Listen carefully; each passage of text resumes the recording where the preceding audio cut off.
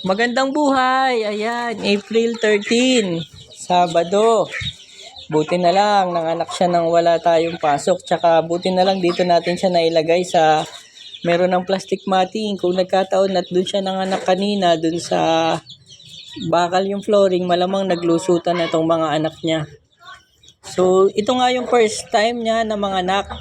At ganito nga yung nangyari. Ayun, swerte yung isang bunny, dede ng dede, oh. Ang dami niyang naging anak. 2, 4, 6, 8 yung anak niya kasama to. Buti ito nakita ko kasi nandito siya kanina sa sulok.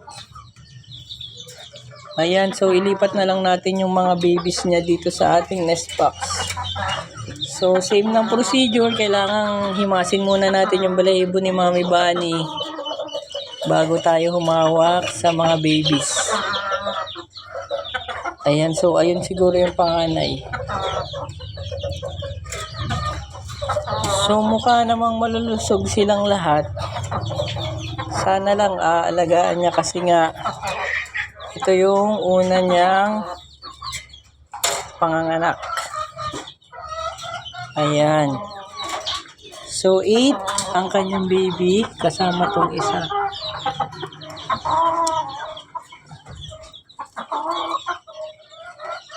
Ayan.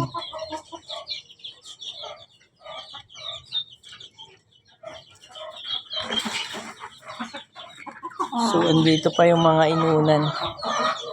Ito yung mga inunan nila.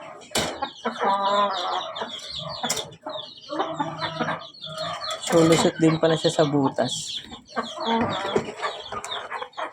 Ayan. 8 yung naging anak niya. Bagong blessing na naman sa ating second floor farm.